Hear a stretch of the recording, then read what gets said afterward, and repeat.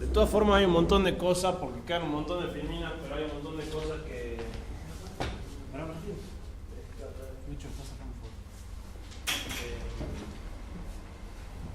ya las fuimos hablando. O sea, yo le dije ayer mismo, me salgo de la filmina, me gusta este tipo de que se vayan dando cosas, que ustedes pregunten y que sea de ida y vuelta, justamente antes de que estar leyendo filminas. La filmina ya la tienen, entonces hay algunas cosas que por ahí voy a pasar porque ya lo fuimos charlando. De todas formas, ahora entramos en un poquito explicar lo que es renta fija, y hay dos conceptos con los cuales tenemos que empezar, que son los de capitalización y actualización. ¿Saben la diferencia? ¿No?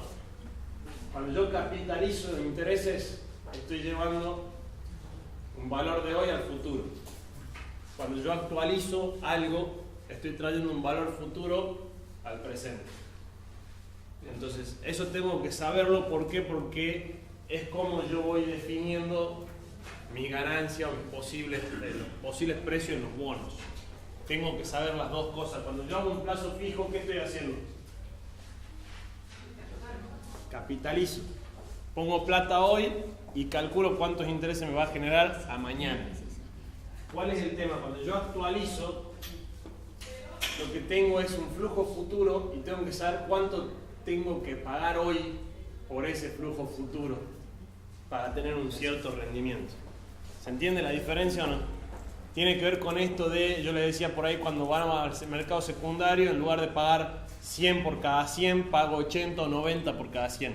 Pero ¿cómo defino cuánto pago? ¿Cómo defino el precio?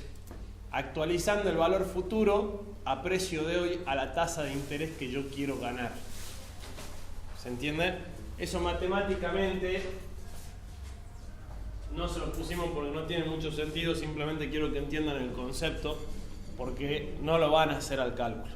La idea del curso no es que sea tanto, antes sí lo dábamos más académico, el curso empezó dándolo para el Consejo Profesional de Ciencias Económicas, entonces sí era con toda la matemática y demás. ¿Qué nos dimos cuenta? Que ni siquiera los contadores hay un montón de cosas de cálculo financiero que no se acuerdan y que no las van a usar. Porque hoy ya tenés todo armado. Y hasta las calculadoras financieras te lo calculan y si saben manejar un poquito de Excel se hace todo solo. En la parte de bonos vamos a manejar Excel. Si tienen notebooks, por ahí les vamos a pedir algunas clases que las traigan. El que no tiene no se haga problema porque hacemos grupos. Yo creo que en la clase que dé Eduardo por ahí hagan práctica.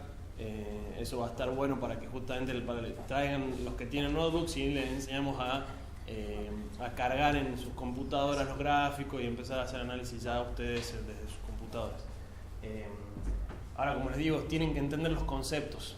La idea del curso ya no es que sea académico, sino de que les sirva a ustedes para poder empezar a tomar decisiones sobre sus inversiones. Entonces, sí tenemos que entender esta diferencia de capitalización y actualización. No sé si queda todo claro, lo tienen en el ejercicio. Sí, y tengo una consulta, ¿esa parte académica Después te damos libros para que pídanselo después a Eduardo o a Iván. Muchos han estado en contacto con Iván o Lourdes, que son chicos también que están allá en Salta. Ellos después pasan un link de Drive, no sé si alguno maneja el Drive, si los que tienen Gmail, el Drive ya viene incorporado. Es simplemente para poder compartir cosas pesadas. Ahí les pasamos varios libros que pueden leer. El tema es que, bueno, no es lo mismo leer el libro siempre que tener a alguien al frente que te puede sacar la duda. No, pero tener un soporte por ahí, viste, lo que ves para ir a... No, seguro. Igual, ojo que te digo que no es tan académico, las herramientas las vas a tener todas, ¿no? En el sentido que no te doy la matemática por detrás, pero te voy a dar el Excel y cómo se calcula. ¿Se entiende? O sea, lo que no te hago tanto hincapié en la fórmula matemática, que no tiene sentido porque te sirve solamente si vos después querés enseñar esto. Pero que por ahí no es la idea del que hace el curso. De todas formas, te tiene que quedar claro el concepto y lo tenés que poder utilizar. ¿Cómo lo utilizamos? A través de Excel, que ya les voy a mostrar. Y después tenés también cosas que ya están hechas. Si no creas el Excel, no hace falta tampoco, porque hay páginas donde ya tenés el resultado. Nada más que lo tenés que saber leer. Tenés que saber qué es lo que te está diciendo ese numerito para poder interpretarlo y saber tomar decisiones en base a esa información. Dice, ¿qué prefiero hoy? ¿100 pesos o 110 en 3 meses? Y depende de la inflación. En una época. Depende de la inflación y qué más. De la tasa de interés. De la tasa de interés, más que la inflación en el ejercicio este se lo hicimos con respecto a tasa de interés, pero está bueno que lo piensen también contra la inflación.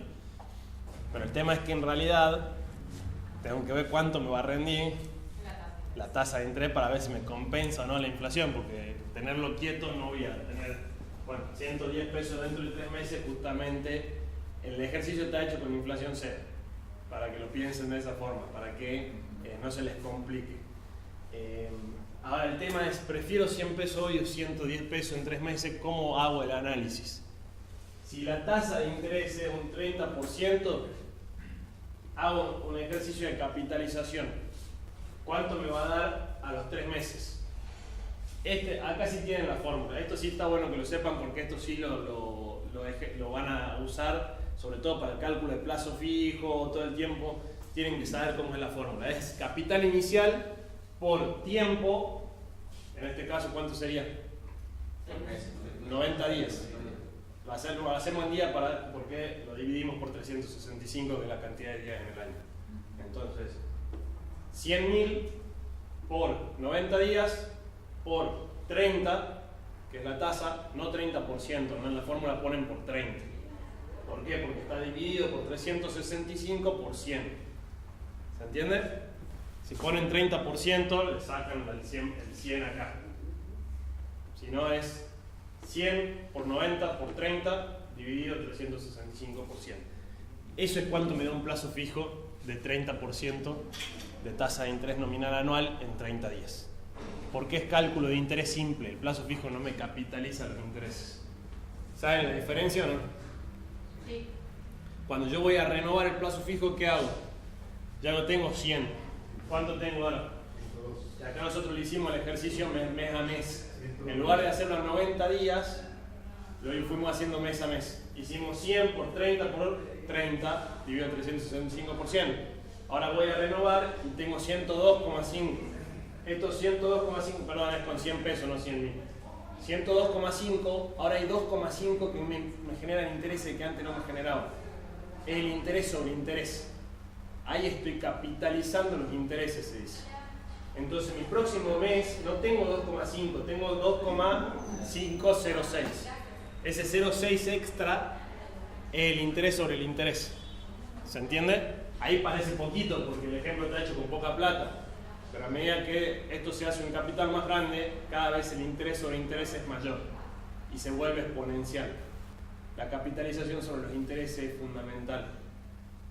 Al final del periodo, de nuevo, no sumo 2,50, sino que yo ahora sumo 2,63. ¿No es cierto? Que de nuevo es el interés sobre el interés.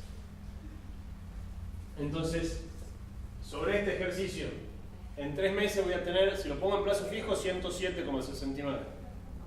¿Qué prefiero? ¿100 o 110 en 3 meses? 110. Si lo ponía en tasa de interés, me generaba 107 en ese mismo plazo. Entonces, si alguien me da la opción de darme 110 pesos en 3 meses, le acepto. ¿Por qué? Porque mi opción es ponerme en plazo fijo y no llego a los 110. ¿Cuánto pagarían hoy entonces por 110 pesos en 3 meses? ¿Hasta cuánto estarían dispuestos a pagar hoy por 110 pesos en 3 meses? ¿Se entiende eso o no? Alguien me dice, yo te voy a dar 110 pesos en 3 meses. ¿Cuánto estás dispuesto a pagarme hoy? No. Porque si la tasa de interés es 30%, ese es mi costo de oportunidad. ¿Se entiende o no? Pero no sería el máximo. ¿Por qué? Porque vos con 100 le estás ganando más, mucho más que la tasa de interés. Ten en cuenta que son montos chiquitos, entonces no se ve tanto la diferencia. Pero en términos de tasa nominal anual, si pagás 100, tu rendimiento es muy superior al 30%. Y tu costo de oportunidad es el 30% porque es la tasa del mercado. Entonces, ¿cómo hago para definir hasta cuánto estoy dispuesto? Este es el precio máximo que estoy dispuesto a pagar por 110 pesos dentro de 3 meses. ¿Se entiende esa ecuación o no? Obviamente si lo puedo pagar menos, lo pago menos. Pero tengo que saber hasta dónde estoy dispuesto a pagarlo, porque si lo pago 1 centavo más, ya mi rendimiento va a ser menor al 30%. Yo ahora lo que tengo el dato es al revés. Sé que me van a dar 110 pesos en 3 meses y me dicen cuánto estás dispuesto a pagar. Entonces lo que hago es actualizarlo. Lo que hago es dividir el capital dividido 1 más la tasa de interés elevado al periodo. Elevado a la n, se dice que n es la cantidad de periodos por los cuales estoy actualizando. Si yo hago este ejercicio, estoy dispuesto a pagar hasta 102,15. ¿El periodo serían los días? Exacto. No, en este caso, bueno, lo puede hacer mensual, depende de cómo esté la tasa de interés. Si la tasa de interés está mensual, va a ser dividido elevado a la cantidad de meses. Si la tasa de interés anual, lo tenés que hacer dividido 12 y lo hace elevado a la tasa, la dividí 12 y lo eleva a la cantidad de meses, o lo dividí 365 y lo eleva a la cantidad de días. De todas formas, como les digo, la matemática no me interesa tanto que lo sepan, porque después vamos a ver cómo lo calculamos en Excel. Pero básicamente lo que tengo que saber es esto, entender de que estoy dispuesto a pagar máximo hasta 102,15. Porque si pago 102,15 es indiferente para mí poner en plazo fijo en tasa de interés o recibir 110 dentro de 3 meses directamente. ¿Se entiende eso o no? Al 30% de tasa nominal anual se vuelve indiferente para mí a ese precio. Si lo pago menos, tengo una ganancia extra. Ahora, nunca lo pagaría más. Ese es el resultado, eso es lo que tiene que quedar. Nunca lo pagaría más de 102,15 hoy. ¿Por qué? Porque si lo pago más, mi rendimiento va a ser menor al 30%. ¿Se entiende? Un poquito por lo menos. Después va a quedar más claro cuando veamos bonos, de todas formas. Ahora, si pasamos la tasa al 45%, ya el ejercicio cambia. ¿Qué prefiero ahora? ¿100 hoy o 110 dentro de 3 meses? 100 hoy. ¿Por qué? Porque si lo pongo en tasa al 45 por 3 meses, voy a tener 111,68. Por 110 pesos a 3 meses, lo máximo que estoy dispuesto a pagarlo hoy es 98,50. ¿Se entiende eso ahora? ¿Un poquito más o no? Porque me van a dar 110 pesos al final. Yo voy a recibir 110 pesos al final. Entonces, como voy a recibir 110 pesos al final, te digo, bueno, lo máximo que yo te pago por esos 110 pesos al final ya no es 100 pesos. Ni es 102 como era antes. Hacer la tasa nominal anual más alta. Por eso no me cuadra. Si es de 45, la otra de 30. Teóricamente la de 45 tendría que estar más o menos. Ahí está el tema de, tiene mayor rendimiento. Si vos lo capitalizás justamente, ahora te rinde 111,68. Acá te rendía 107,69. El ejercicio de la actualización, que ahí es donde se vuelve confuso. Por eso esta parte sí quiero que pregunten si no entienden, porque se vuelve confuso. De todas formas, volvemos a hacer muchísimo hincapié en la parte de bonos sobre esto. Esto es recién una introducción al concepto. Pero lo que quiero que entiendan es que cuando yo compro bonos, yo sé este valor. ¿Cuánto me van a pagar al final? Porque está el vencimiento de esa fecha. Porque está el vencimiento de esa fecha y ya está dado. A mí me dicen, yo te voy a pagar 110 pesos en 3 meses. Lo que yo tengo que definir es cuánto estoy dispuesto a pagar hoy por recibir 110 pesos a 3 meses. Tenés que ir al mercado secundario. Exactamente, porque estoy en el mercado secundario. Y porque la tasa, a mí ya me dice, el gobierno me dice, yo te voy a pagar, pues supónganse que sea un bono soberano. Me dice, yo te voy a pagar 110, pase lo que pase, te voy a pagar 110. Eso ya está dado. Estuvo dado en el mercado primario. ¿Se entiende eso? En ese momento salió a emitir a una cierta tasa de interés y le quedaba un flujo que ya está dado y que ya sabe que va a pagar 110 pesos en 3 meses. Ahora, si la tasa subió en el mercado secundario, ustedes ahora tienen la posibilidad de elegir o una tasa del 45% y ponerlo ustedes a capitalizar o comprar un bono. ¿Cómo hago el análisis? Justamente tengo que hacer este análisis. Yo ya sé que me van a pagar 110 pesos. ¿Cómo equiparo mi rendimiento al 45% de tasa nominal anual? Pago menos hoy. Este es mi precio máximo que estoy dispuesto a pagar. Porque si pago 98,50, voy a tener una rentabilidad del 45%. ¿Se entiende o no? Sí. Un poquito por lo menos. O sea, que la ciencia es pagar menos hoy día. Siempre, o sea, siempre vos vas a pagar menos hoy de lo que vas a recibir al final, esa es la ecuación. Ahora, lo que quiero que les quede acá es cuando sube la tasa, baja el precio. Acá en 30%, este bono que me va a pagar 110, vale 102,15. ¿Se entiende? Sí. ¿Por qué? Porque si yo al 30% no llego al rendimiento de 110, entonces si lo pago 102,15 voy a tener un rendimiento de 30%. Bien. ¿La tasa quién la determina? Cuando salió en el mercado primario el título. Exactamente. En ese momento, en el momento que se emitió el título, se definió la tasa y eso ya está dado, es tasa fija. Ahí está el tema. Al ser tasa fija y el gobierno paga siempre lo mismo y en el medio hay cambios en la tasa, para que ustedes le puedan vender a otra persona, empieza este análisis. ¿Se entiende o no? Nadie me va a comprar este bono que paga 110 cuando la tasa es 45, nadie me lo va a comprar a 100. ¿Por qué? Porque sería ilógico. Estaría perdiendo plata. El costo de oportunidad, ¿no? Va a ganar igual, porque me pagaría 100 y va a recibir 110. Pero si él esos 100 lo pondría en tasa de interés, en lugar de comprármelo a mí, lo hace 111. Entonces, ¿por qué me lo va a comprar a mí? Porque paga 95,50. ¿Se entiende o no? Acá la ganancia es 12. ¿Cuánto es? 11,50. ¿O no? Sí. ¿Y acá cuánto es? 11,68. ¿Por qué es un poquito más la de arriba? Porque mi inversión inicial es un poquito más. Al final acá no puse 100, puse 98,50. Pero mi rentabilidad es la misma, 45% en ambos casos.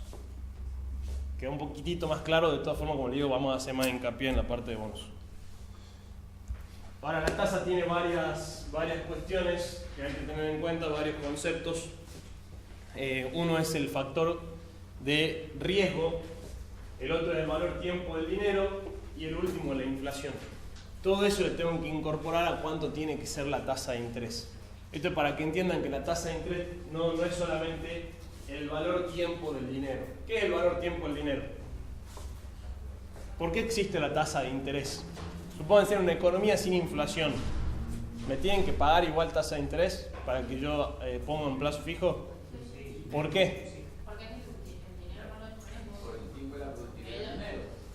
Por el tiempo de la productividad del dinero y porque uno está cediendo consumo presente en favor de poder consumir más en el futuro. Si no, nadie haría ese ejercicio. Todos consumiríamos hoy. Siempre preferimos consumir antes que consumir después. Ante la misma cantidad de posibilidad de consumir. Si me puedo comprar hoy un auto o mañana el mismo auto, prefiero comprármelo hoy. No mañana, pero supónganse dentro de 3 años. ¿Por qué lo compraría dentro de 3 años si voy a poder comprarme el mismo auto? La idea es que dentro de 3 años me pueda comprar un mejor auto. Si no, no tiene sentido. Estoy cediendo consumo presente en favor de poder consumir más en el futuro. Ese es el valor tiempo del dinero.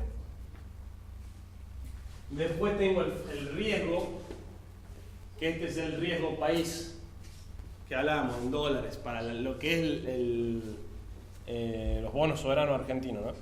Pero si yo, por ejemplo, les digo, che, pongan un plazo fijo en un banco que les paga el 50, o préstenme plata a mí, pero yo les voy a pagar el 40. ¿Qué van a hacer? Se van al banco. ¿Qué saben si yo soy bueno por la deuda o no? No tengo no tengo el patrimonio que tiene el banco, no tengo el sustento que tiene el banco, entonces obviamente uno va a preferir poner en el banco. que encima te paga más.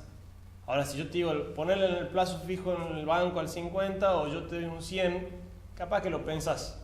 Ahí me caso con vos. Si te pago un 100 tenés dudas, te digo, no, porque probablemente el que te pague 100 no te pague. Es insostenible ese nivel de tasa.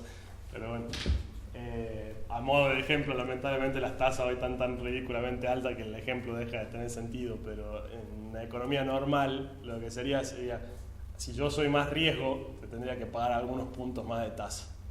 Y eso te compensa a vos el asumir mayor riesgo. Entonces la tasa de interés tiene ese factor de riesgo también incluido. Y debería tener, en la Argentina casi nunca lo tuvo, el concepto de inflación incorporado. ¿Por qué? Porque si no la tasa de interés es real negativa. En términos reales hay dos grandes grupos de variables en economía, las nominales y las reales. Cuando hablamos en nominales es el número, tal cual. Cuando hablamos de tipo de cambio nominal son los 47 pesos, 45 pesos que vale hoy el dólar. Eso es nominal. Ahora en términos real es el ejercicio que le hice en la primer filmina, ¿se acuerdan? En términos reales hoy el dólar vale lo mismo que en el 2011. La inflación se comió el resto es inflación. ¿Se entiende eso o no? Porque fuimos haciéndonos más caro en dólares y llegó un punto que bueno, tuvimos que devaluar para compensar todos los años en los cuales el dólar iba por debajo de la inflación. Entonces, lo mismo pasa con las tasas de interés. Tengo la tasa de interés nominal que es el 50%. ¿Cuánto es la tasa de interés real? La inflación del año pasado fue 47. De hecho, hasta la tasa de plazo fijo, hoy por hoy, si lo tenemos en cuenta con los últimos 12 meses, es negativa. Ahora, si la tenemos en cuenta con el mensual, es positivo. El dato de inflación de abril fue de 3,4%. Y la tasa de inflación del 50 es un poco más del 4% mensual. Entonces sí es positiva. Pero tampoco, wow, qué tasa. Porque a veces suena, un 50%, no, apenas le estás ganando la inflación. Pero le estás ganando, hacía muchos años que no le ganabas. De hecho, históricamente en la Argentina haciendo plazo fijo no se le ganaba la inflación. Por eso la gente no ahorra en pesos. Ese es uno de los principales motivos por qué la gente no ahorra en pesos. No es porque somos menos patriotas, no es por nada de eso, es porque simplemente nunca se premió al ahorrista, se lo castigó siempre. Y eso es una decisión, ojo, porque no es que... ¿Por qué pasa lo que pasa en Argentina si es un país rico? O sea, la realidad es que Argentina tiene todo para ser potencia. ¿Por qué pasa lo que pasa? Porque lamentablemente, históricamente la clase política argentina se dedicó a malgastar. Y son decisiones políticas. Por eso le digo, a veces tenemos que tener esa responsabilidad como ciudadanos de exigirle a los políticos de que sean responsables con los gastos. El tema de que el Banco Central sea independiente, ¿por qué es fundamental? Lo estaba hablando hace un rato con alguno de los chicos. Les decía, si el Banco Central no es independiente, le da poder ilimitado al presidente. El que está de poder de turno tiene el poder de gastar cuanto quiera y de malgastar cuanto quiera. ¿Y quién lo va a pagar a eso? El próximo. Entonces miren qué fácil que se vuelve. Y si la sociedad no se da cuenta de eso, no exige responsabilidad en el gasto, porque en ese momento, mientras está gastando y malgastando el gobierno, uno se siente bien porque está viviendo bien, pero en algún punto eso te termina en una crisis grave. Y el país tiene un círculo vicioso que no sale nunca de ahí. Y nunca terminamos de crecer. Crecemos unos años, nos hacemos pedazos. Crecemos unos años, nos hacemos pedazos. Así es históricamente en Argentina. Hay que tratar de crecer sostenidamente y para eso es fundamental que el Banco Central sea independiente. El Banco Central no puede levantar el teléfono del presidente y decirle, che, necesito plata, sí, tomá. ¿Y qué me da a cambio? No, toma un papelito que dice que te debo. Y ese papelito lo puedo vender, no, es intransferible. El Banco Central está lleno de papelitos de colores que dicen préstamo al Tesoro Nacional, a Hacienda y intransferible. ¿Qué quiere decir eso? Que se lo tiene que quedar. El Fondo Monetario Internacional en un principio le pidió al gobierno de Macri que le fuera devolviendo parte de eso para reestructurar el balance del Banco Central. El Banco Central está quebrado por eso, no tiene respaldo. llegó a un punto que estaba quebrado. Ahora por suerte se restituyó bastante, no por suerte, devaluamos. La devaluación nos hizo mejorar, o sea, no nos quedó otra en cierto sentido porque veníamos muy mal. Y ojo que también hubo errores de esta administración en ese sentido, ¿no? ¿Pero el Banco Central está imprimiendo? Imprimió mucho los primeros años de gobierno de Macri. Sturzenegger imprimió mucho. Pero ¿cómo imprimió? No imprimió para gastar. Esto es un poquito más técnico. Estaban tomando deuda en dólares permanentemente para gastos en pesos. Entonces, ¿qué hacían? Entraban los dólares, los vendían a través del Banco Central y el Banco Central le daba pesos al Tesoro. Entonces esos dólares que estaban entrando de afuera, que eran un crédito, era inyección monetaria. Porque el Banco Central tenía que emitir los billetes para darle los billetes a Hacienda para que gaste. Eso te hizo tener un tipo de cambio planchado con inflación alta y emisión monetaria alta. Era otro tipo de emisión monetaria, pero se tendrían que haber dado cuenta. Por eso le digo, esta administración también tuvo errores. Porque no era te levanto el teléfono y te pido prestado. Acá había una contrapartida que es que te di dólares, por eso las reservas crecieron. Cuando asumió Macri estaban en 25.000 millones, hoy están en 70.000 millones. Las reservas del Banco Central crecieron, pero la contrapartida fue una emisión monetaria alta también. Entonces, el problema lo seguís teniendo. Encima subiste las tarifas, o sea, hay un montón de cosas que se hicieron mal también en el manejo de la inflación. Pero bueno. La inflación está dada a la tarifa, en realidad, ahora. Y si no están imprimiendo, ¿cuál sería el motivo? Hoy por hoy, y ese es otro de los grandes errores que yo creo que están teniendo y que incluso es un error del Fondo Monetario Internacional, a veces sorprende porque el Fondo Monetario, el tema es que esto que alguien comentaba de este dicho de existe el mundo, Argentina, Japón, y yo les agregaba China y Estados Unidos, pero el dicho era y Argentina y Japón solamente, tiene que ver con eso.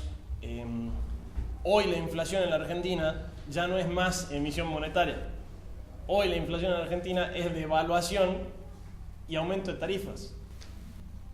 Y hoy tenemos una economía, en ese sentido, Cavallo estuvo saliendo mucho últimamente a hablar y en algo tiene razón. Hoy tenemos una economía muy indexada.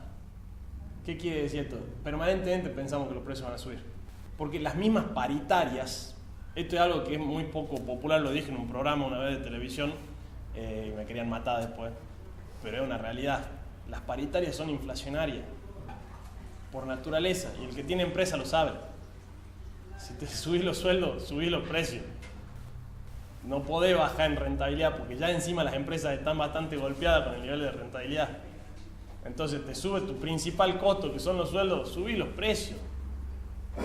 El empresario traslada el mayor costo a los precios. Entonces, las paritarias es un invento de acá y es terrorífico, pero es malo para la gente. Y no, es muy difícil de hacerlo entender. El problema sería que acá tenemos que exigir de que no haya más inflación. Eso es lo que tendrían que exigir los gremios, no paritarias más altas, que de por sí aumentan el costo para la empresa y la empresa lo traslada a los precios. Inmediatamente, y encima el empleado va siempre corriendo de atrás. ¿Por qué? Porque la paritaria te la suben una vez al año o 2 veces al año, lo sumo, y los precios suben todos los días. Bueno, los precios suben todos los días porque el empresario aumenta cuando aumenta la luz, cuando aumenta el gas, cuando aumenta... Por eso, por todo, por la duda también, pero eso no es porque el empresario sea malo. Lamentablemente se llegó a una situación en la que no te queda otra. Te digo porque lo veo en los balances de la empresa. Las empresas no están bien, no están bien. La gran mayoría de las empresas no están bien hoy. Hay un montón de pymes que están en situación de cerca de quebrar y empresas que eran rentables. El tema es... Y con la duda también te lo da el médico. Sí, el mercado. Yo entiendo que está mal, pero yo que laburo con cuenta corriente a mis clientes, o sea, cuando yo termino cobrando, y me pasó en el último, tuvimos una con la suba grande del dólar, yo terminé cobrando un dólar 30 y pico más y ya estaba comprando con un dólar a 40 y pico. Por eso porque también se genera la especulación, Es que sí. cuando te pasa 1, 2, 3 veces, y vos decías, Tenés que tener un margen de cobertura. Existe el dólar futuro y no se usa, porque vos te podrías cubrir de esa forma, pero no se usa, ni las grandes empresas a veces lo usan. Es una herramienta financiera que después se la explico otro día, pero ahora estamos cortos de tiempo. Pero está bueno e interesante que lo conozcan, nada más que es medio complicado. Pero bueno, el tema es ese, como les decía. Ahora, volviendo al tema de los bonos, cuando una empresa emite un bono está emitiendo deuda, eso ya quedó bastante claro, ¿no? Entonces, si teníamos una estructura de este tipo, donde mi activo estaba financiado al 100% por patrimonio neto, ahora tomé deuda, creció esta parte, en contrapartida crece mi activo. Tomo deuda para hacer algo, o el mismo ingreso de dinero ya es activo. Mi caja, mis pesos son activos. ¿Se entiende? Esa es la contrapartida. Entonces creció mi activo, pero ahora no crece mi patrimonio neto, se mantiene igual, lo que está creciendo es la parte de deuda. ¿Se entiende? El patrimonio neto queda igual. Tengo más bienes, pero ahora esos bienes los debo. Entonces no tengo cambios en el tema del patrimonio neto. Cuando yo digo emito un bono, por ejemplo, de valor par 100, el valor par es cuánto es la deuda, el capital, una tasa de cupón del 10% con pago semestral de intereses, vencimiento en 2 años, yo ya tengo dado el flujo futuro. Eso es lo que hace que esto sea renta fija. Yo ya puedo determinar cómo se va a pagar mes a mes, semestre por semestre, perdón, en este caso porque es pago semestral, son vencimientos a 2 años, entonces tengo 4 pagos en total, ¿no es cierto? Y digo que voy a pagar intereses de manera semestral del 10% anual. La tasa siempre es anual. Y como el pago es semestral, ¿cuánto pago? 5 por semestre, que es un 10% anual. ¿Se entiende? En lo que es bonos, nunca hay capitalización de intereses. Esto a mí me lo pagan y se me acredita en mi cuenta. ¿Se entiende? Yo después tengo que ver dónde lo vuelvo a reinvertir. Pero si me pagaron y no me fijo en mi cuenta, queda en la cuenta y ya no me está generando intereses. Y al vencimiento me pagan el capital más el último pago de intereses. Entonces, algunos conceptos que ya se tienen que ir acordando de bonos. El valor par o par value en inglés es justamente el capital, el valor del capital de cada ficha en realidad. O sea, cada uno de esos bonos vale 100 en el ejercicio. ¿Cuánto pago yo después? Por eso ya depende. No siempre voy a pagar el valor par. A veces voy a pagar sobre la par y a veces voy a pagar bajo la par. Que era este ejercicio. ¿Pago 102 o pago 98,50? ¿Se acuerdan? Bueno, eso va a depender justamente de cómo se mueva la tasa de interés. Porque después tengo un cupón, que es cuánto me va pagando de interés. Eso es el cupón. Se dice cupón porque antes te daban el título, cuando no existía la computadora, internet y demás. Cuando yo compraba un bono me daban el título con un troquelado abajo y varios cuponcitos.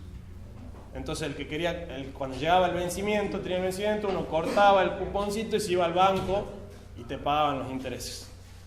Entonces quedó el nombre de cupón, justamente eso, cuando cobro los intereses se le dice cupón. Esto por lo general es a tasa fija. Entonces esto ya está determinado cuánto va a pagar el Estado o cuánto va a pagar la empresa y eso no cambia, ya está determinado previamente. La frecuencia es cuántas veces me paga al año, en este caso era pago semestral, o sea que era 2 la frecuencia, y la maturity, que es la madurez, es cuándo vence el bono, la fecha de vencimiento. Esos son algunos conceptos que se tienen que acordar porque después, por ahí vamos a ir viendo algunos informes.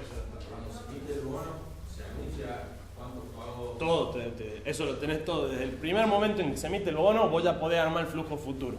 Ya sabés exactamente cuándo va a pagar y cuánto va a pagar. En realidad, ¿qué te va a pagar? El cuánto por ahí puede variar si es tasa variable. Cuando se emite el bono, Sí. por ejemplo, la Nación emite un bono, vos lo comprás a los 30 días y eso se vence al año. ¿Te sigue pagando semestralmente? ¿Cómo es? Todo igual. Nunca cambia nada. La fecha de pago ya está determinada. Si vos comprás un bono un día antes de que pague intereses, al día siguiente te paga los intereses. Pero ¿cuál es el tema? ¿Vos vas a ganar los intereses? Claro, o sea, suponete que alguien compró acá y por acá te lo vende.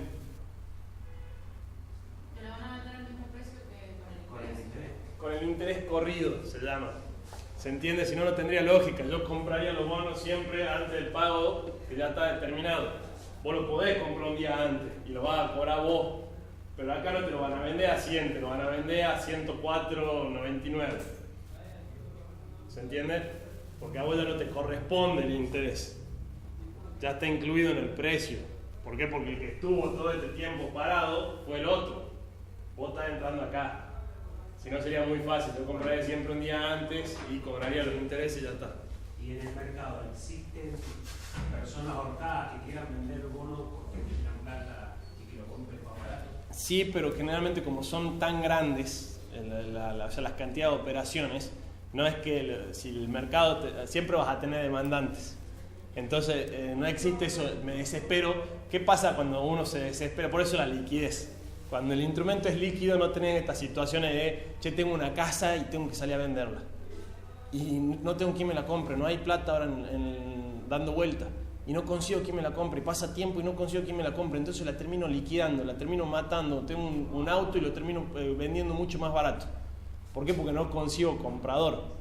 En los instrumentos que les mostramos nosotros son siempre líquidos. Entonces uno lo vende al precio de mercado real, que puede ser bajo ese día porque el mercado está bajo, pero no va a depender de tu desesperación, sino de cómo esté el mercado. Tu necesidad de dinero ya es independiente del mercado, pues siempre vas a tener a alguien comprando esos bonos y van a estar comprando al nivel que le está vendiendo el resto. Uno pasa a ser medio irrelevante porque el volumen es muy grande comparado con lo que uno maneja. Entonces siempre vas a tener gente vendiéndote o comprándote y el precio no va a ser un precio de pánico porque vos necesites la plata mañana. ¿Se entiende eso o no? Sí, porque hay mucha demanda. Exactamente, siempre hay un movimiento. Hay tipos de instrumentos financieros, le doy un ejemplo ya que salió esto, saliéndome un poco el tema. Cuando existía la Bolsa de Comercio en Salta, nosotros trabajamos en la Bolsa de Comercio, tenía un compañero que me acuerdo hizo un análisis espectacular de una acción del panel general, que son acciones más chicas, que no son las grandes, las principales, y sabía que se venían con un proyecto de inversión que iba a ser muy bueno, compra, vuela la acción, le saca como un 100% en poco tiempo, estaba chocho. El tema es que cuando va a vender, no tenía nadie comprando, la pone al día siguiente, nadie le compraba, al otro día nadie le compraba, y así pasó como unas 2 semanas y ya tenía que vender, porque necesitaba la plata, era una operación de corto plazo que había hecho, la tuvo que vender al mismo precio que la compró. No perdió plata, pero terminó siendo, claro, exactamente, terminó siendo una mala operación. ¿Por qué? Porque compró un activo ilíquido y necesitaba vender. Entonces cuando uno compra un activo ilíquido sí te puede pasar esta desesperación de decir tengo que vender y lo vendo al precio que me lo toman, al precio que alguien me está demandando. Ahora, en lo que es el tipo de instrumentos en los cuales nosotros les mostramos son instrumentos que son líquidos. ¿Qué quiere decir esto? Siempre tenemos del otro lado a alguien vendiendo o a alguien comprando. Eso es fundamental porque nos hace que si nosotros necesitamos la plata, no tengamos que vender en pánico, no tengamos que vender a cualquier precio. Bueno, esto lo paso porque creo que ya quedó claro con lo otro. Esto de la LELIQ y la evolución de la base monetaria se lo dejo a modo de dato. Este año bajamos fuerte la tasa en los primeros 2 meses y miren dónde estamos ahora, de nuevo donde empezamos. Nada más que ahora con mayor incertidumbre, mayor todo. O sea que fue bastante costosa esta baja de tasa acelerada que no debería haber sido tan acelerada. Ahora el Banco Central viene sobrecumpliendo su objetivo de meta de base monetaria. ¿Saben lo que es la base monetaria? O cómo la mide por lo menos el Banco Central. Es la cantidad de dinero circulante en la economía. Yo les decía, ¿por qué el peso no vale nada? Porque hay exceso de pesos. ¿O no? Hay exceso de oferta. Había emisión, ahora ya no. Por eso tiene una Ahora justamente tienen un objetivo de mantener la base monetaria que sea siempre igual. Eso es justamente que no haya emisión. De 1.300 billones de pesos. Eso es justamente la base monetaria que ellos tienen como objetivo. Y después el observado, lo vienen sobrecumpliendo mes a mes. El mes de abril lo sobrecumplieron 18.000 millones de pesos. ¿Qué quiere decir? Que lo sobrecumplieron, que sacaron más pesos que el objetivo que ellos tenían de estabilidad. O sea, fíjense que el objetivo es una línea recta. ¿Por qué? Porque es un valor dado. Pero después el observado, en realidad el observado es la línea esta punteada, que porque día a día va cambiando, se va moviendo, pero lo que hay que ver es el promedio, que es el promedio acumulado del mes. Eso es lo que me interesa. El promedio acumulado, que también se va moviendo, sigue estando por debajo del objetivo de inversión. Del objetivo, perdón, del Banco Central de Base Monetaria. A medida que fue subiendo la tasa, sí. No. Sí. ¿Qué iba a decir? No, que, ¿por qué vamos a repetir muchas veces el tema de la labor que está teniendo el Banco Central? Que es la tarea que cumple cualquier banco central en el mundo, ¿no? Que es velar por el valor de la moneda. Y ahora lo está haciendo con objetivos de base monetaria. Tiene que cumplir a rajatabla, también por orden del fondo, de ir aspirando, ¿sí?, el exceso de pesos que tuvimos durante años. Y que ese mal funcionamiento del Banco Central que tuvimos durante décadas de financiar al Estado, de financiar al Tesoro, derivó en que les voy a dar un datito. Hoy en el mundo ya no se habla de inflación, ya lo dijo Lucho creo ayer, ya no se habla de inflación, es un problema totalmente resuelto. Desgraciadamente somos muy pocos los países que tenemos alta inflación. Les doy un dato, en el mundo actualmente hay solamente 6 países que tienen arriba de inflación anual del 10%, ¿sí? Y solamente 8 países que tienen inflación anual arriba del 20%. Caemos ahí, desgraciadamente. Está primero Venezuela, dato de color. Venezuela, 100 millones de inflación anual, es lo que se espera para 2019. Zimbabue, 73%, Sudán, 49%, Argentina, 43%, que ahora con la de abril cerró un poquito más arriba. Irán, 37%, Sudán del Sur, 24%, Liberia, 22%, Yemen, 20%. Estamos en esa lista exclusiva de países que todavía tienen esta carga inflacionaria tan alta, ¿sí? Producto de las rarezas que tuvimos que vivir, como que el Banco Central financia el Tesoro, ¿sí?, como que se gaste más de lo que entra, todas esas cosas que tienen que ir solucionándose en algún momento para que entremos a la lista de países que tienen inflación normal en el mundo, ¿sí? Dato de color dentro de... Fíjense que a medida que fue subiendo la tasa fue aumentando la liquidez del sistema financiero. ¿Qué es esto? La contracara de que los bancos no dan créditos. El otro gráfico es justamente los préstamos al sector privado. Miren la caída. Esto está hecho a propósito igual. ¿Por qué? Porque como les decía, la alternativa es o dolarizamos del todo o explota. Si no hacemos esto, o sea, tenemos que en algún punto construir una moneda. Y construir una moneda no es fácil.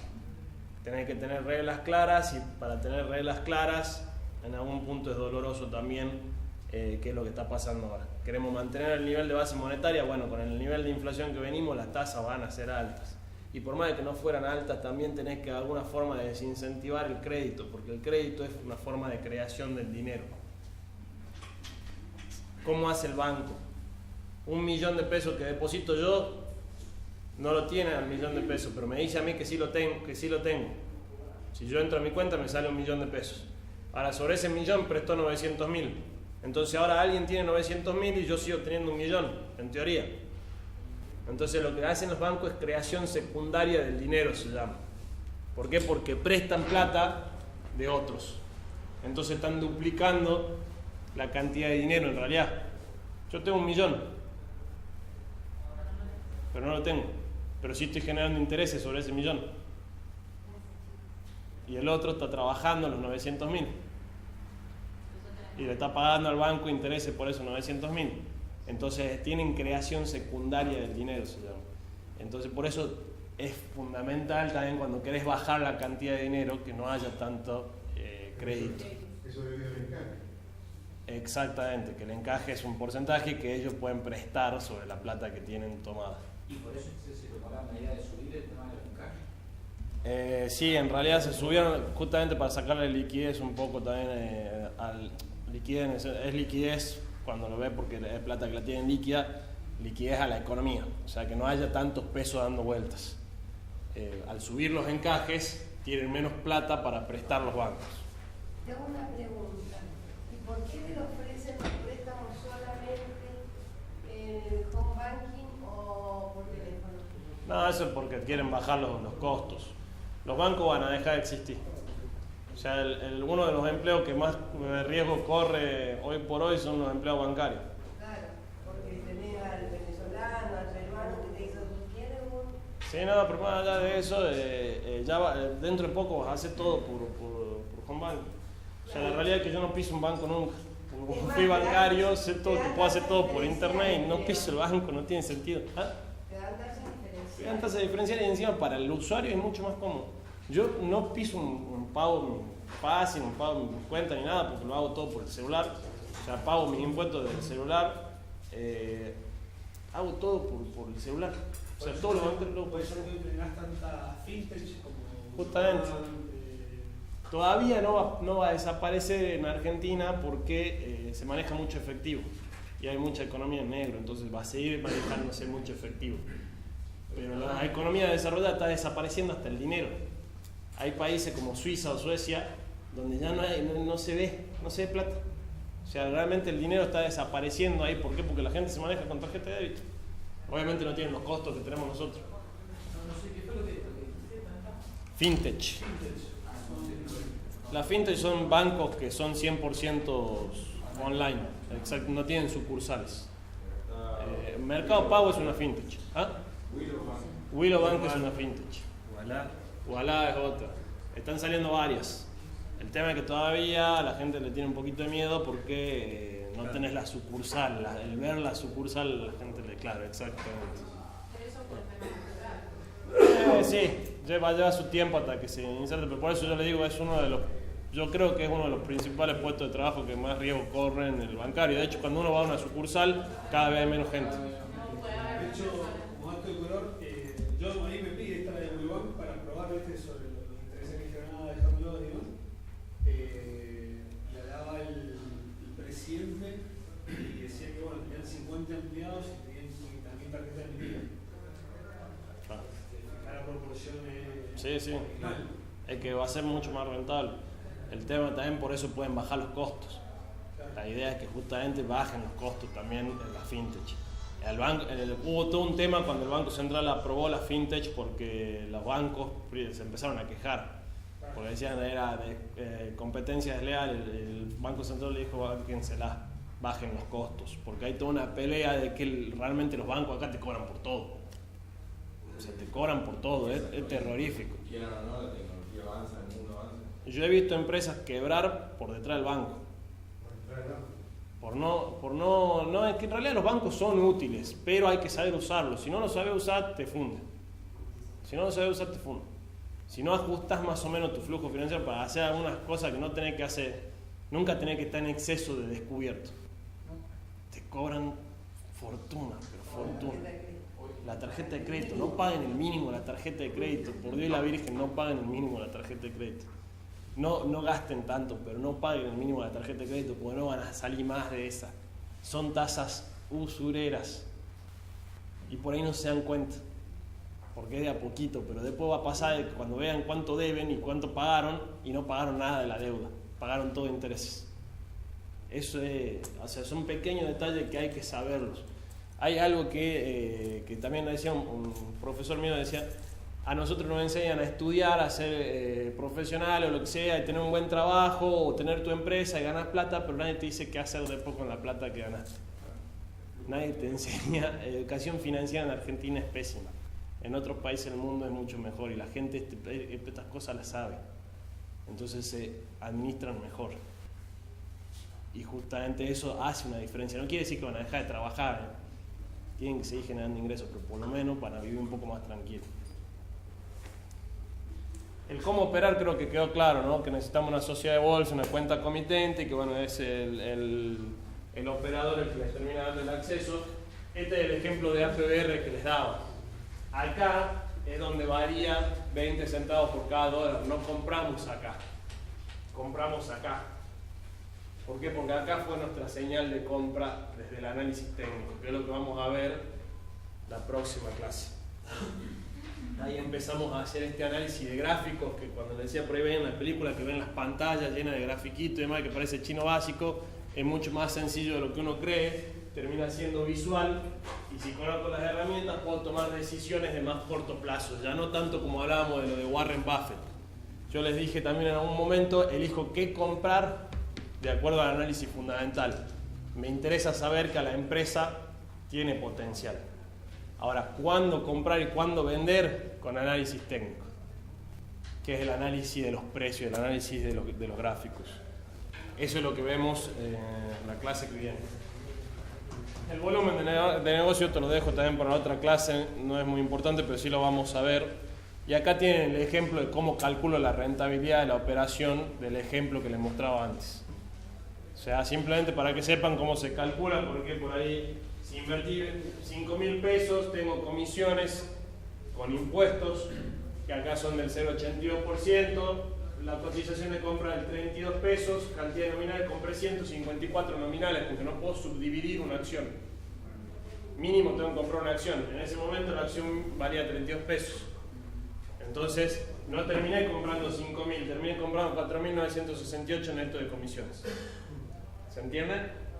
¿Y cuánto compré? 154 nominales. Lo que tengo son 154 acciones de APBR, no 5.000 pesos en APBR. ¿Se entiende? Entonces, cuando lo vendo 154 acciones de APBR, pero ya no la vendo a 32, ahora la vendo a 54.40. Ahí está mi ganancia. Ahora lo vendí con neto de comisiones en 8.302 pesos. La diferencia justamente en mi rentabilidad del 67%. ¿La comisión era pagada cuando compré y cuando vendí? En acciones sí, y en bonos también. En fondos no hay comisiones, como les decía. O sea, ya depende de cada tipo de instrumento. Pero sí tenés que saber que vos empezás perdiendo un 1,5% más o menos. De arranque ya empezás un 1,5% bajo. Pues eso hace que no tengas que compres y vendas todo el tiempo. Porque compro, sube un 2%, buenísimo, sube un 2%, vendo. No, saliste hecho. O sea, tenés que ganar más de un 2% para que sea rentable, digamos, la operación. Y eso no está agarrado de impuestos, nada, sin movimiento de dinero. Te cobran IVA sobre la comisión, solamente sobre la comisión, pero no tiene impuestos después el resto y está exento de ganancias, está exento de todo. Alguien me preguntó si eso después lo podía declarar, está recontra justificado. O sea, la ganancia por compra-venta de acciones con cotizaciones que emiten en el mercado accionario, sin cotizaciones que ustedes compran una empresa por un contrato. O sea, voy y me hago socio o compro una empresa cualquiera. Ahí digo, compré acciones sin cotización, eso sí está sujeto a impuestos. Las empresas que cotizan en bolsa están exentas de ganancias, incluso el impuesto a la renta financiera. No están grabadas por el impuesto a la renta financiera. Entonces, esto está 100% libre de impuestos. ¿Ese IVA de esa comisión se puede...? Te lo puedes tomar, sí. Como empresa sí, pero no te conviene comprar como empresa. Porque fíjate que el IVA de la comisión es una tontera. Me lleva la comisión del 0,5 al 0,82, pero sigue siendo una comisión baja, no es una comisión alta. Ahora, si vos lo compras como empresa, sí pagas ganancias. La empresa no está exenta de ganancias. La persona física está exenta de ganancias.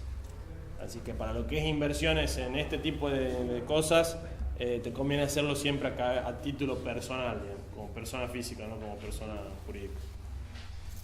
Esta es una planilla que después se la voy a mostrar para hacer un seguimiento de las inversiones. Acá tienen un poco de lo que es los impuestos que justamente entran en juego en lo que es las inversiones financieras.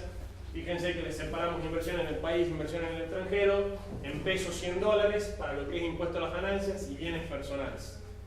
Véanlo después, la realidad es que la mayoría de las cosas están exentas. Por ejemplo, ahora sí, impuesto a las ganancias sobre títulos públicos paga el 5 o el 15%, desde el impuesto a la renta financiera. El 5 en pesos y el 15 en dólares. Si me paso del 66.917 pesos de ganancia anual, eso se va a ir actualizando, eso era en el 2018. Si en el 2018 ganábamos más de 66.917 pesos, pagábamos impuesto a las ganancias, sobre la ganancia extra. ¿Qué quiere decir esto? Si gané 17.000, pago sobre 83 pesos.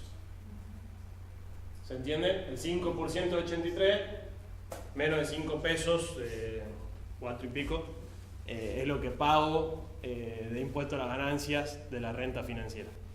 De la renta financiera, pues no sería ganancia tampoco. Y en dólares la alícuota es más alta, es del 15%. Y el mínimo no imponible sigue siendo el mismo, lo transforma el tipo de cambio del momento en el que realicé la venta.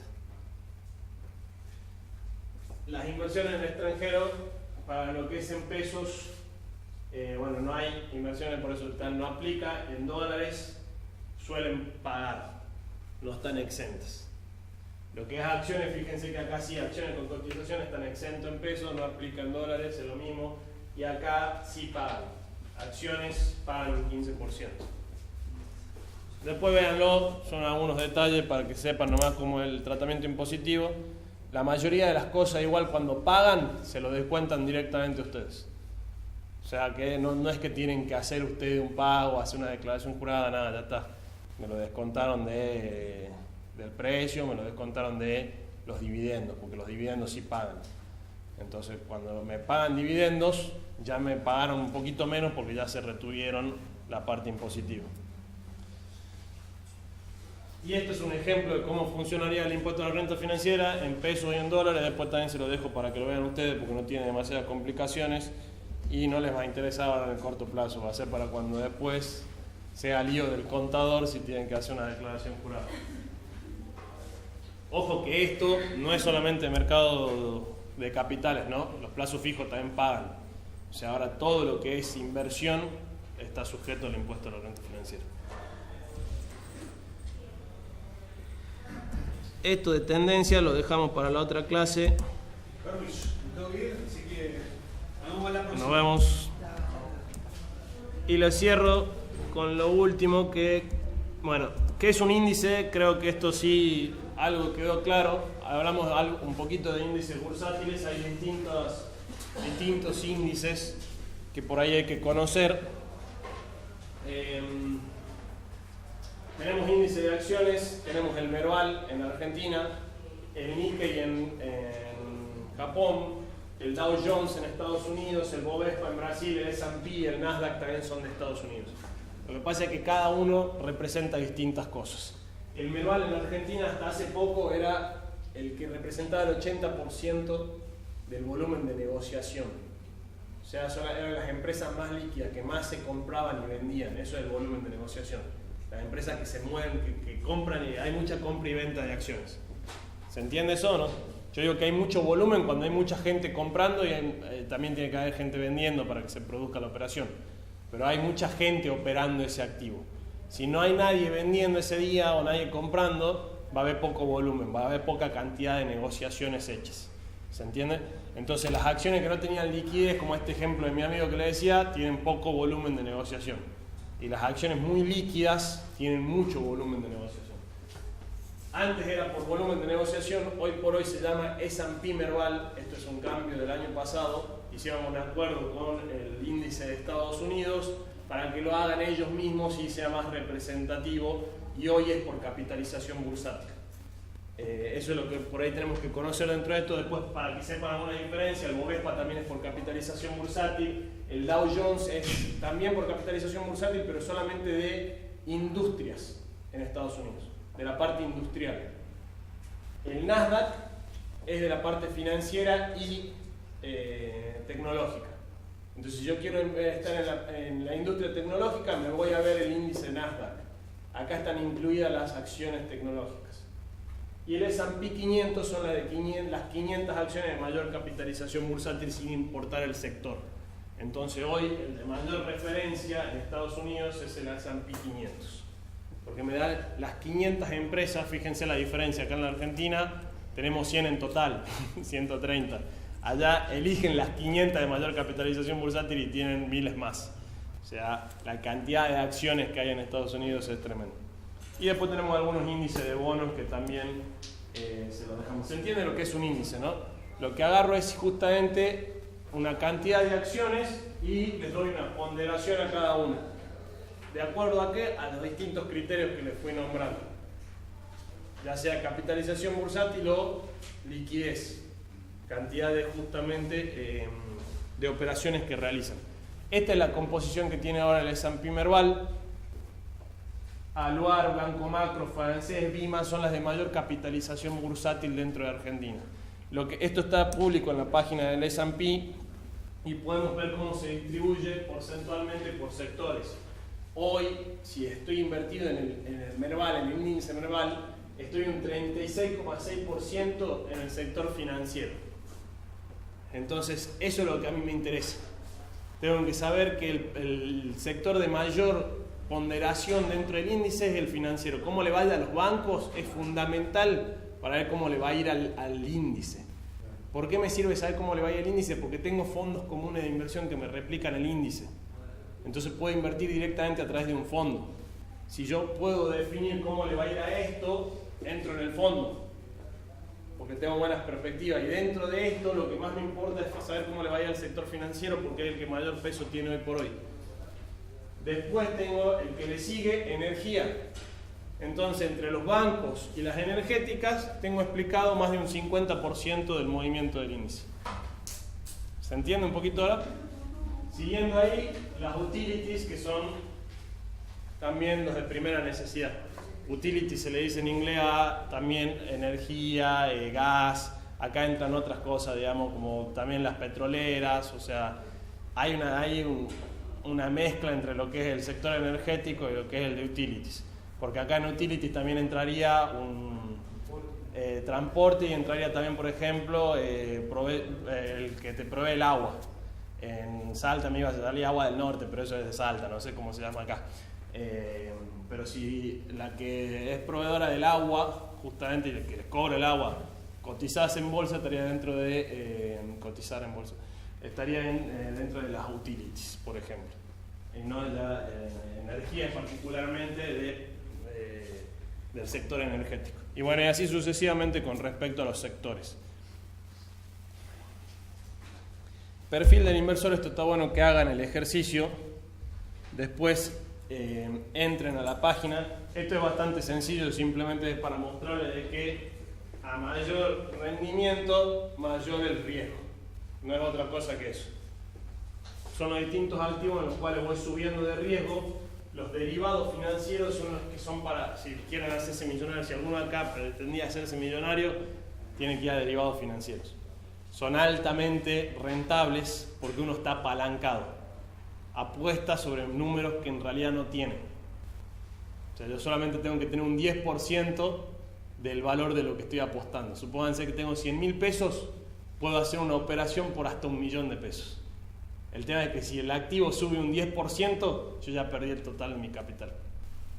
Perdón, si baja un 10%, yo ya perdí el total de mi capital. Pero si sube un 10%, gané 100.000 pesos, porque estoy apostando sobre 1.000.000. Y como mi inversión era 100.000, en realidad mi rentabilidad sobre capital es del 100%. ¿Se entiende eso o no? Ahora, si cae un 10%, perdí el 100%. Ahí sí puedo perder el 100% y muy fácilmente. Y los derivados financieros tienen fecha de vencimiento. O sea que no puedo invertir en el largo plazo. Tienen que ser análisis de corto plazo. Porque llega el vencimiento y listo, se vence. Después entramos un poquito más en derivados, pero ahora estamos llegando al final de la clase. Y no es propiamente lo que quiero que inviertan al principio. Porque ahí es súper, justamente, lleguemos hasta acá. Acciones del panel líder. Fíjense que las acciones del panel general, el líder, el S&P Merval. Son las acciones líderes, son las que sabemos que tienen liquidez, que son de alta capitalización bursátil, que acá siempre vamos a tener a alguien comprándonos o vendiéndonos del otro lado. En el panel general puede pasar de que no haya liquidez. Entonces son de mayor riesgo. Son más rentables a veces porque cuando suben, suben muy fuerte, pero cuando bajan, también bajan muy fuerte.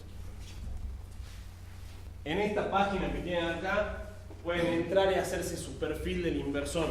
Les va haciendo algunas preguntas y les va a determinar si son conservadores, moderados o agresivos. ¿Sale Por lo general, ¿Sale de abajo? Sí.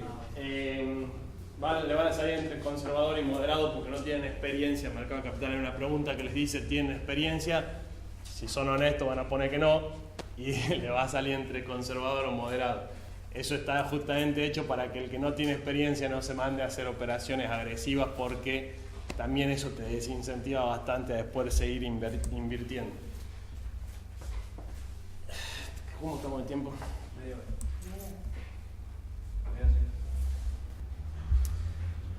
Esto ya fuimos charlando un montón en realidad, así que por ahí, para mostrar, sí les quiero mostrar algunas cosas, porque es coyuntura. Y justamente siempre he notado al terminar el curso, mostrándole un poquito de cuáles son los potenciales y cuál es la situación actual del mercado argentino. Este es el mercado, este es el Merval, en pesos, el índice Merval, el índice de acciones, pero acuérdense que yo puedo apostar a este índice. Y esto yo puedo hacer análisis sobre el índice. O sea que en realidad por eso me interesa saber que el índice existe y qué representa el índice, porque puedo hacer análisis sobre el índice después. En la próxima clase vamos a empezar con lo que es el análisis técnico. Pero fíjense, desde el 2008 hasta el 2018 el Merval en pesos creció un 1.407%. En 10 años creció eso, con lo cual nos da un promedio anual de 140%. ¿Está bueno o no? Si apostábamos al índice Merval y nos quedábamos 10 años, le sacábamos un promedio de un 140% anual. Pero fíjense en el medio. 2008 perdíamos un 64%. Y le estoy incluyendo este año de arranque, o sea, arrancábamos perdiendo un 64% si hacíamos la inversión esta. Pero después empezó lo que se llamaba el quantitative easing en Estados Unidos, que es esta emisión de dinero con tasas cercanas a cero. Eso hizo que, al no haber tasas de interés en renta fija, las tasas eran todas cero en el mundo, o invertías en economía real o comprabas acciones. ¿Quién iba a comprar un bono si te dan tasa cero? Nadie compraba bonos. Entonces eso ayudó a que el mercado accionario también crezca fuerte. Desde el 2009 al 2011 subió un 340%. En el 2011 el cepo cambiario cayó un 41% en un año y medio, que también es una caída súper fuerte. Si yo entro acá estoy en pánico. No tengan duda, y ahí entra en juego la inteligencia emocional que hablábamos. Lo mismo acá, si entro acá, imagínense acá. Ojo, no deberíamos haber llegado nunca a estar acá adentro, ¿no? O sea, la idea es que salgamos por acá y que después volvamos a entrar por acá, para no pasar toda justamente esa situación. Ahora, ¿podemos ser inversores a largo plazo? Sí, pero son 10 años. ¿Quién se hubiese olvidado 10 años acá de la inversión? ¿Se entiende? Ahí está el tema. En el largo plazo el mercado suele ser alcista. Después tuvimos una suba de 487%, pero fíjense acá le ponemos un pequeño particular, soga del dólar blue. Tuvimos devaluación. ¿Qué pasa si hay devaluación? ¿Vale menos la empresa?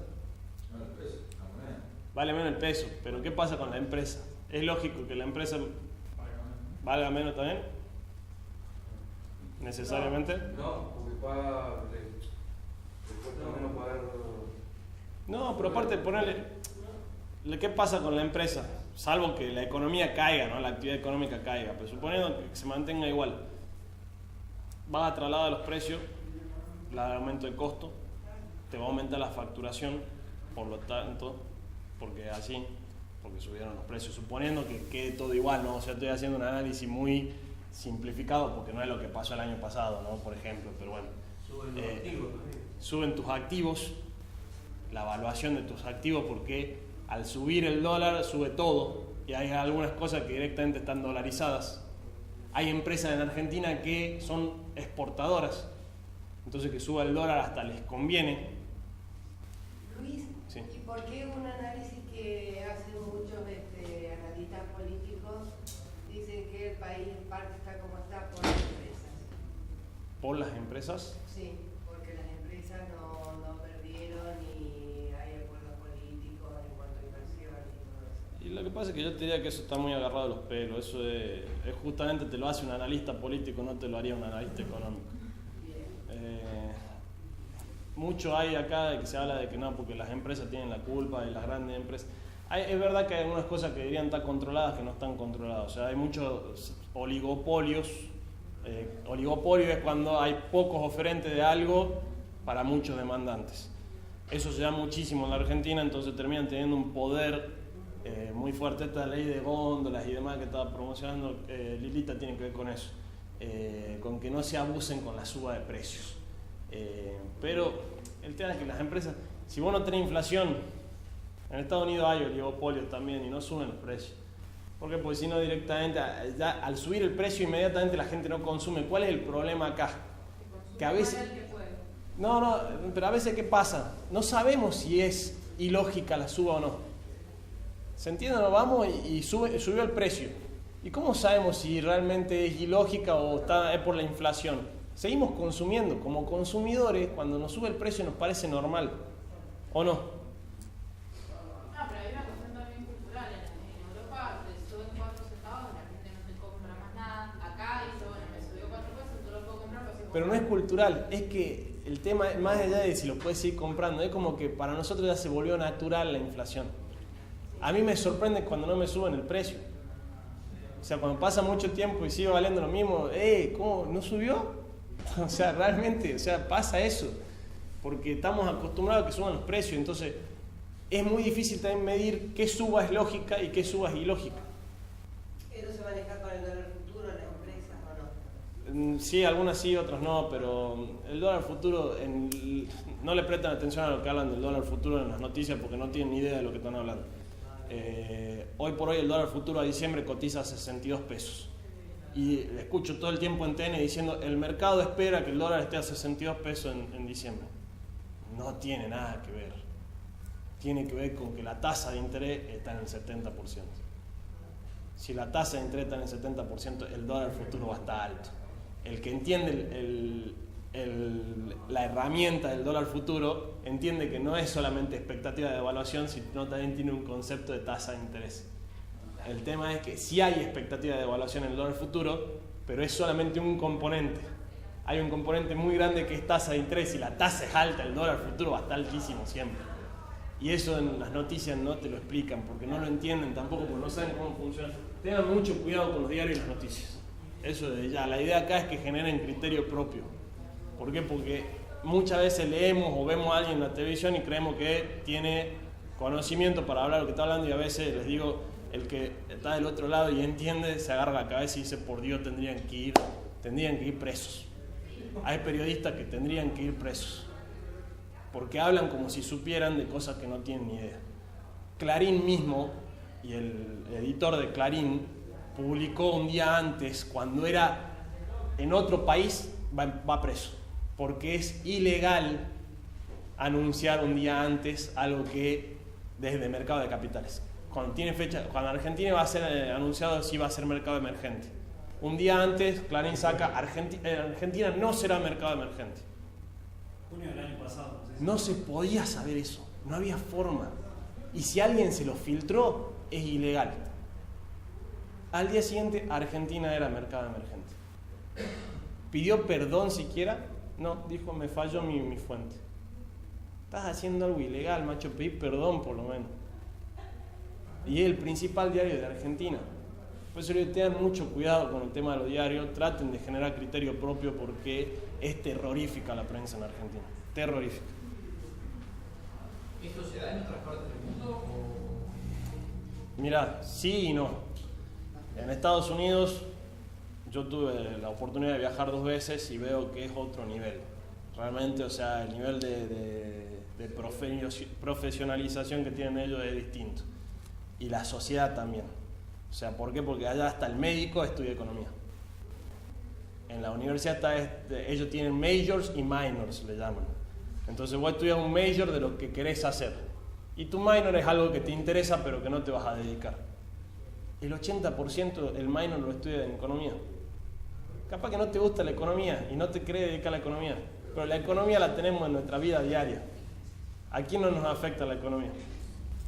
Ellos entienden la importancia de entender la economía. Porque por ahí hay un embole, a algunos no les gusta, tiene matemática. De hecho, ellos no la enseñan con matemática. Yo fui a clases de la Universidad de Economía en Estados Unidos. No lo enseñan con matemática, te lo enseñan con gráfico. Y por eso también yo vengo con esta idea de acá de decirles, no me gusta darle la matemática. ¿Para qué quieren la matemática? Yo quiero enseñarles a pensar, de que aprendan a abrir un poquito la cabeza y pensar distinto. Porque eso es lo que te va a servir después en el día a día. La matemática no te va a servir para nada, te la va a olvidar mañana, pasado mañana. Porque así, encima ahora estamos, hasta yo me olvido de cosas porque no lo uso. Si uno no lo usa antes, mi papá hace todos los números en la cabeza. Y es una máquina, o sea, ya está acostumbrado, él te saca todos los números súper rápido de la cabeza. ¿Por qué? Porque nunca se acostumbra a usar la calculadora. Pero lo de mi edad, ¿qué hacemos? Agarramos el celular y hacemos el cálculo en el celular. Entonces hasta nos pasa que perdemos eso de hacer los cálculos mentales, porque ya estamos, es otro mundo, y no quiere decir que esté peor. No quiere decir que sea peor porque no hace cálculo matemático o no sos tan capaz como el otro. Tenés otro tipo de información. De hecho, hoy manejamos mucha más información de que se manejaba antes, gracias a Internet. Hay todavía varias teorías que muestran de que el coeficiente intelectual a nivel global va creciendo en promedio. O sea, la gente se va haciendo más inteligente en realidad y maneja mucha más información, que es parte también de ser inteligente. Pero bueno, sin irme de las ramas, el mercado fue ultramente rentable, pero de todas formas hay que verlo en dólares.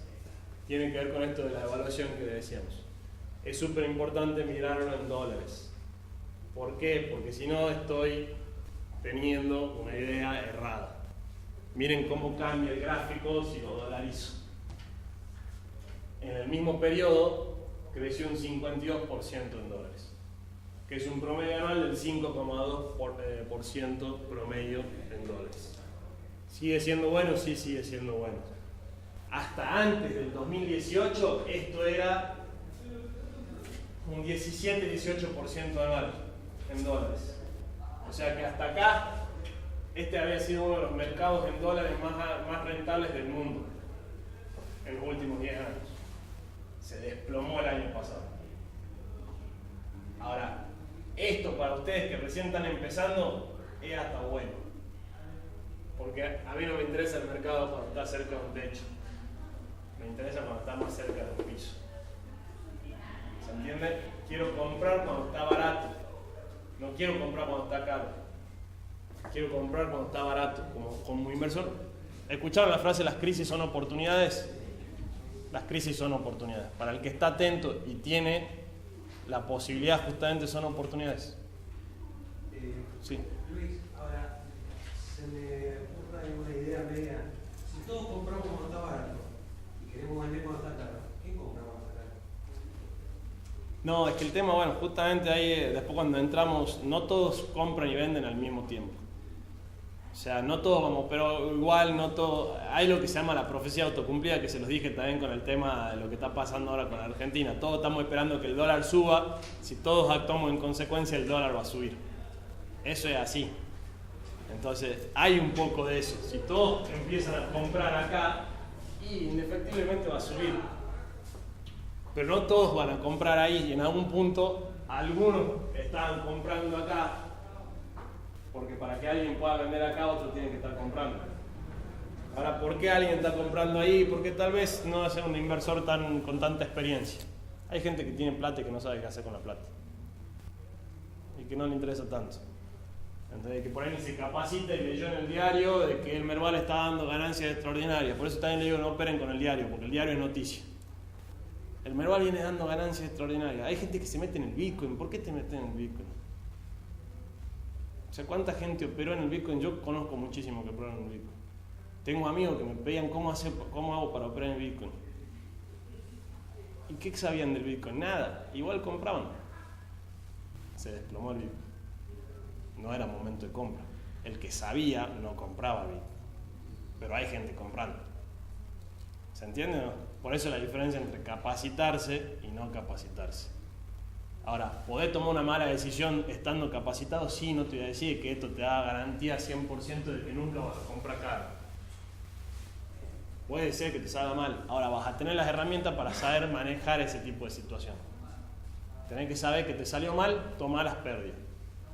O sea, un buen operador bursátil de la parte de acciones, estamos hablando, no acuérdense que dentro del manejo de cartera vamos a tener la parte de renta fija, que es estable, que va para arriba y que simplemente es para no hacer plazo fijo, reemplazar el plazo fijo. Esto es altamente rentable, pero también tiene justamente su riesgo asociado.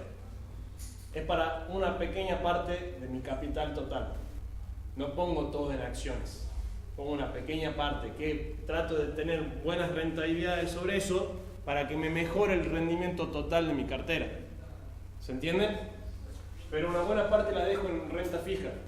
¿Para qué? Para que me suavicen los movimientos de mi cartera en total. ¿Se entiende eso o no? Ahora, ¿este último gráfico de qué? ¿De dólar? Este es el Merval en dólares, transformado a dólares. La realidad es que si sos un buen operador de acciones, le vas a acertar un 70% de las veces. Hay un 30% que te va a salir para el otro lado. Hay factores de riesgo que vos no podés contabilizar. Un tsunami, que Trump se levante mañana con el pie izquierdo y le termine de declarar la guerra a China, o que se termine de pelear con Corea del Norte y empiece una guerra mundial. O sea, hay muchas cosas que vos me decís, bueno, pero eso es imposible de ponderar. Lo mismo de APBR. ¿Quién sabía? Solamente los que estaban en el operativo. Pero el resto no, y los que están en eso no pueden operar en consecuencia porque están operando con información privilegiada y pueden ir presos por eso. En países serios, en Argentina a veces pasa. A veces. Pero bueno. Quedan escasos. Sí. ¿Cuánto? Sí. No, ya llamaron a, ya iban, llamó a Nube, así que... Estos son todos igual datos que son más que nada curiosos. Le muestro cómo estamos en capitalización bursátil. Argentina es un mercado que es de lo más chico del mundo. Fíjense que simple vista en el mapa podemos ver por color que somos comparables con países de África. ¿O no? Y de Asia, que no son India, por ejemplo, pero muy lejos de China también, y de la parte de Medio Oriente. India está por ahí, pero fíjense con quién estamos. Acá lo tienen más fácil. Nigeria, Eslovenia, Chipre, Argentina, Egipto, Sri Lanka, Túnez. No deberíamos estar en esa lista.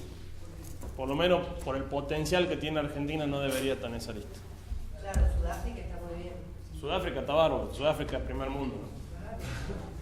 Estas son para que sepan cuáles son las acciones, sí se lo comenté, las acciones argentinas que cotizan también en Nueva York. Son muchas las acciones argentinas, empresas argentinas que también cotizan en Nueva York, y eso está bueno porque nos permite comprar estas acciones en dólares. Si no queremos estar en pesos, podemos comprar estas acciones en dólares. Al cotizar también en dólares, de cierta forma, son protección a una devaluación. Ahora, después, si las empresas vienen mal o hay una hiperdevaluación, seguramente el precio caiga. ¿Por qué? Porque, por ejemplo, Telecom cotiza en dólares. Pero ¿cómo son los ingresos de Telecom? Son 100% en pesos. Y no te puede trasladar el 100% de una mega devaluación. De hecho, Edenor tiene los costos dolarizados, entonces también tiene hoy las tarifas dolarizadas. Si no la pueden trasladar, hoy se lo está compensando el gobierno nacional. Con el congelamiento de las tarifas de este año, el gobierno le está poniendo 10.000 millones de pesos a la empresa energética. Comprar acciones en una empresa de servicio en la Argentina es rentable. Y sí, de ese tipo de servicios, hoy por hoy vienen espectacular. Porque desde que ganó Macri, empezaron a subir muy bien. Y son las que mayor potencial tienen si vuelve a ganar. Ahora están bastante golpeadas, ¿por qué? Porque está el miedo de que si gana otro gobierno vuelva al ajuste de tarifas. O sea, congelamiento de tarifas, con subsidio. Eso para la empresa es pésimo. Porque una empresa que nunca va a reinvertir capital no va a crecer. Por eso tantos cortes de luz en Buenos Aires, no sé si acá les pasa, pero los cortes de luz eran porque justamente las empresas no podían reinvertir. ¿Por qué? Porque tenían pérdidas y el Estado Nacional les compensaba justo hasta las pérdidas. Entonces una empresa que nunca tuvo ganancias, especulaban con en algún momento que haya un cambio de gobierno empezar a tener ganancias, porque son empresas que en el resto del mundo sí tienen ganancias y tienen buenas ganancias. ¿Por qué? Porque es necesario que reinviertan, y para nosotros como ciudadanos es necesario que reinviertan porque queremos tener mejores servicios también, ¿o no? Entonces justamente si no queremos corte de luz, y bueno, paguemos las tarifas que corresponden. Esto es el tema del default selectivo que se inventó para Argentina en el 2014. Fíjense cómo siempre estamos coloreados mal, ¿no? El único en todo el mundo que tenía esa calificación en el 2014. Eso es porque no le pagamos justamente en su momento a los fondos buitre. Hoy ya cambió, ya estamos como el resto de Latinoamérica, pero los bonos argentinos están bastante golpeados. Dentro del grupo que seguimos estando, fíjense que somos, detrás de Turquía, el de mayor PBI en dólares. PBI, el Producto Bruto Interno, justamente es los ingresos del país. O sea que en realidad, junto con Turquía, somos los que tenemos posibilidad de pasar un puntito más arriba, un grupo más en lo que es calificación crediticia. Pero, ¿en qué estamos muy mal? En inversión. Acá nadie invierte. Macri decía que iban a llover las inversiones con él, ahí es donde justamente nadie te invierte porque seas Macri, nadie te invierte porque seas quien seas. Está bárbaro, sí vamos a invertir, pero todo lo que dijiste en campaña, mostrame que lo vas a hacer. No lo hizo, no viene un peso, $1. Entonces justamente la inversión en Argentina sigue siendo una de las cuestiones pendientes que tenemos, que es fundamental que empiece a mejorar para que veamos mejoría. Esto tiene que ver con el tema de haber pasado a ser emergentes. No voy a hacer mucho hincapié en eso. Sí les quiero mostrar, antes de irme, esto que sí lo comentó un poco Eduardo y que está bueno para ver cómo está cambiando el mundo. Fíjense, Coca-Cola, McDonald's, General Motors, que son empresas muy grandes que están en todo el mundo, ¿cuánto valen? Y fíjense, arriba ustedes lo tienen ahí en la filmina, ¿quiénes son las empresas de mayor capitalización bursátil? Hoy Apple, Facebook, Amazon, esas son las empresas de mayor capitalización bursátil. Por lejos les ganan, valen varias veces lo que vale Coca-Cola, valen varias veces lo que vale un General Motors o un McDonald's incluso, que lo tenemos en todos lados, que es súper tangible, y Apple tiene un solo edificio. Y después tiene obviamente en Estados Unidos, ¿no? Porque tiene es tremendo edificio obviamente, pero bueno, no es un edificio, es una ciudad más o menos. Pero no son capital intensivos, a eso es lo que voy. Son industrias más bien de servicios las que se están ahora desarrollando fuerte. Facebook es servicio. Facebook es servicio. No tiene capital intensivo, no tiene grandes inversiones. ¿Dónde está la infraestructura? YPF, lo mismo está pasando en Argentina. Fíjense, Banco Macro tiene 5.000 empleados y sucursales en todo el país.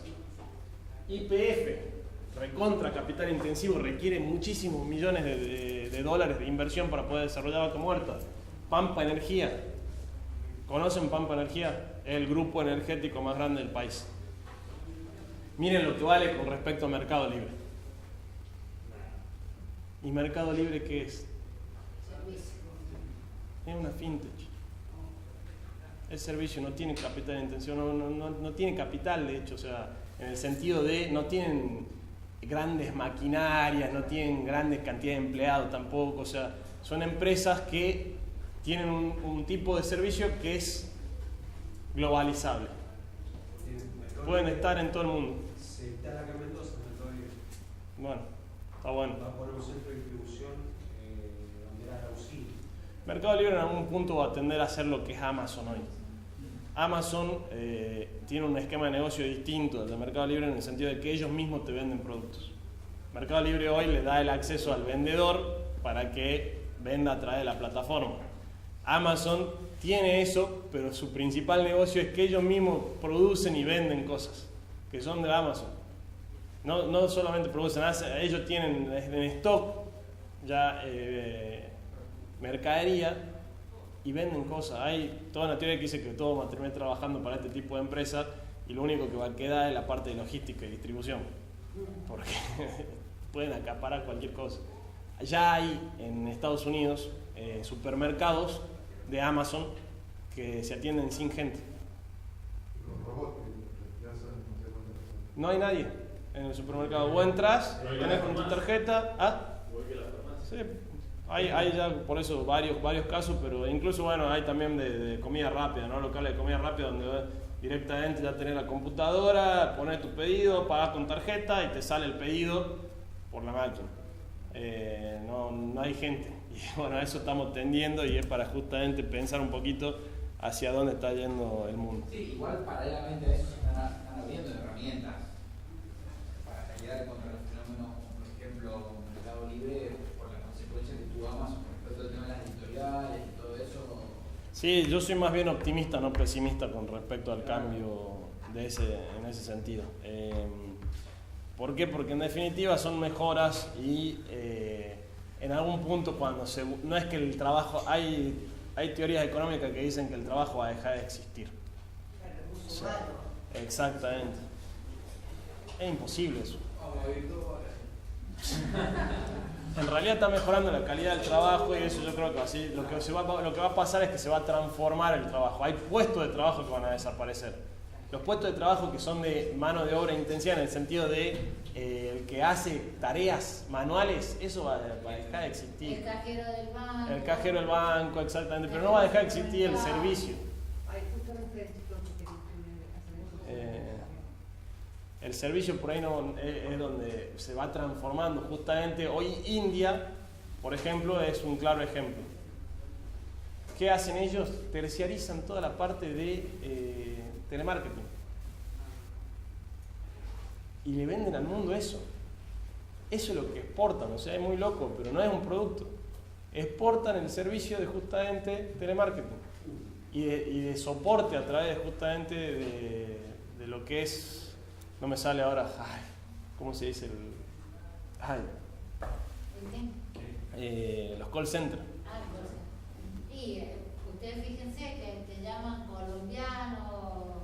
Claro, está pasando también en América Latina también. O sea, uno ahora llama a un call center de un banco y no le entendés lo que te hablan porque son por ahí colombianos, tienen otro dialecto, digamos, entonces nos tenemos que acostumbrar. Pero bueno, eso en Estados Unidos no existe un call center en Estados Unidos, porque la gente no quiere trabajar de eso.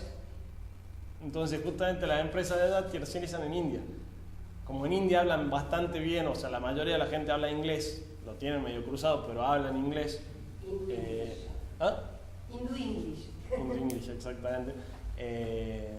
Lo tienen tercerizado ahí, entonces el trabajo se va a ir transformando, eso es lo que voy, algo va a tener que generar el trabajo. ¿Por qué? Porque las mismas grandes empresas no pueden destruir el trabajo. Si Amazon destruye el trabajo, ¿quién le consume?